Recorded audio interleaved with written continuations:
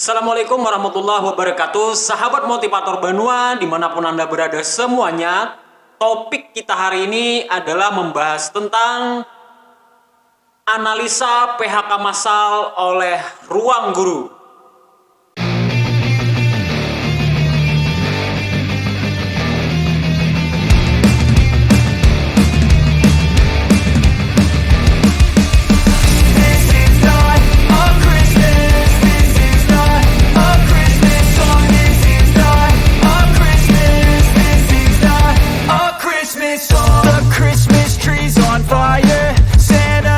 Sahabat motivator Banua semuanya, dalam minggu-minggu terakhir kita dikejutkan dengan berita tentang PHK massal yang dilakukan oleh beberapa startup yang kita tuh sudah sangat familiar dengan mereka.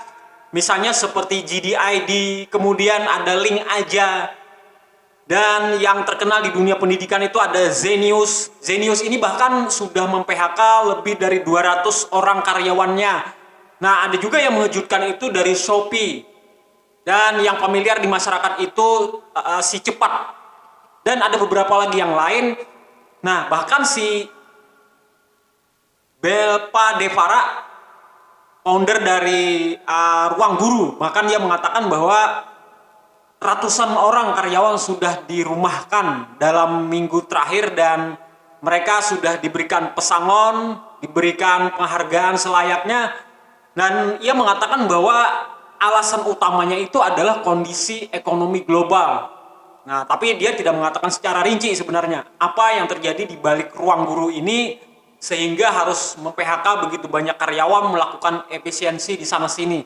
Nah, juga dia mengambil dan satu kesimpulan bahwa apapun yang terjadi, katanya Ruang Guru harus tetap optimis, kita akan tetap berjalan seperti biasa.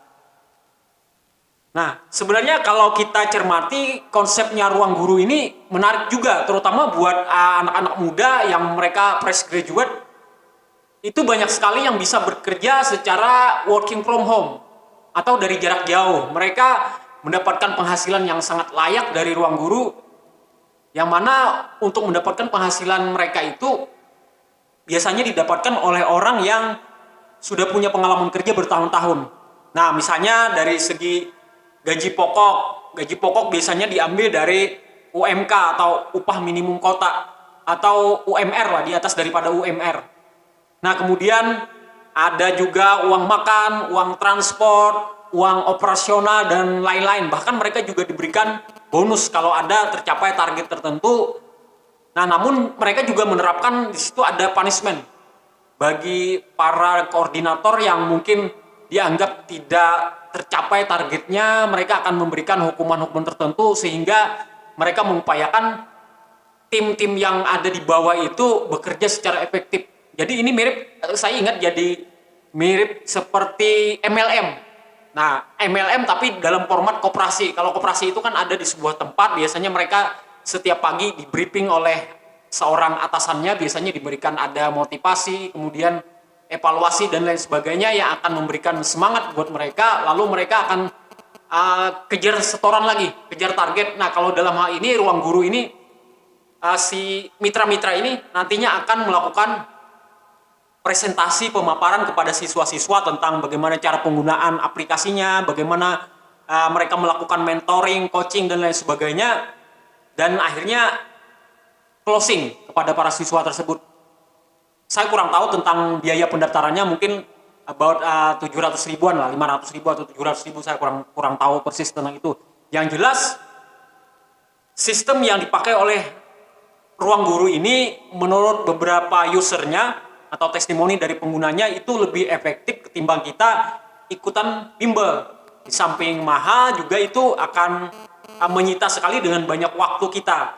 Karena anak-anak kan mereka setelah pulang sekolah biasanya, kalau kita paksa lagi mereka untuk ikut bimbel, kapan waktu mereka untuk bermain, menikmati masa remajanya, kemudian belum lagi ada tugas-tugas sekolah yang menumpuk.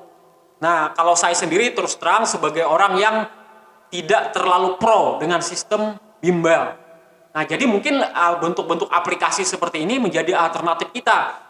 Karena memang di samping dia keren, penggunanya tuh keren, aplikatif, kemudian saat ini bekerja di startup itu adalah satu profesi yang idaman buat banyak. Itu kalau saya amati sendiri, penggunaan konsep pembelajaran di ruang guru ini juga sangat efisien karena video-video yang digunakan, kemudian tutorialnya, ruang chat, ada ruang konsultasi, seleksi mereka terhadap para mentor itu sangat keren menurut saya.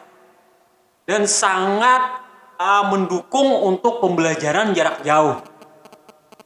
Nah, kalau kita lihat video-videonya itu dengan animasi-animasi yang sangat keren, menggunakan fitur-fitur yang membuat orang itu cepat paham dan bisa mengaplikasikan dalam kehidupan sehari-hari mereka.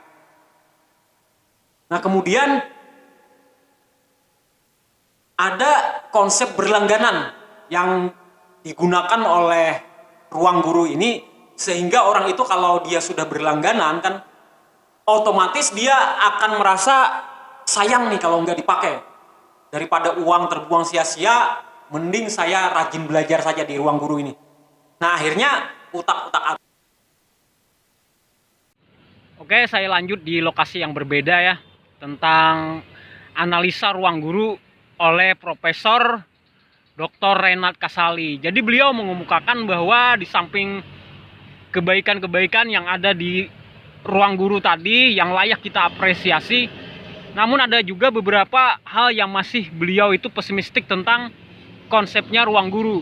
Yang pertama adalah bahwa ruang guru itu adalah salah satu bentuk startup atau usaha rintisan, yang mana modal awalnya itu menggunakan begitu banyak dari investor-investor kelas raksasa yang mereka itu berani mengguyur puluhan triliun bahkan untuk menggolkan tujuan mereka demi membesarkan startup ini.